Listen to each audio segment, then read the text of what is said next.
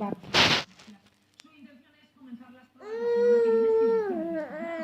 Los farmacéuticos tendrán que superar un curso de conocimientos y firmar una declaración responsable que darán parte a salud pública, tanto de las pruebas positivas como negativas. Las farmacias dispondrán de una zona acotada y tendrán que desinfectar cuando finalicen cada prueba.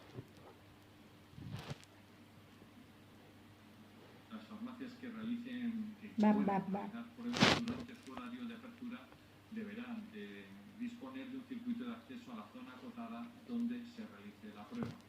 Y otras son Bap, que bap, opten por bap. realizar las pruebas tras el cierre al público facilitarán el horario específico para tal. กินขา Y a มัน la นี่ไม่หร espera อก de saber el plan de Navidad que อุ้ยกิน podremos ขามัน hacer, แท้โอ้ยโยโยโยโยโย podemos hacer